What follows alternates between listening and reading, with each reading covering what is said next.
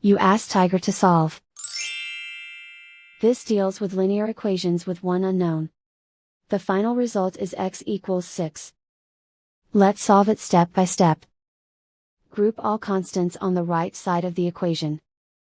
Add 15 to both sides. Simplify the arithmetic.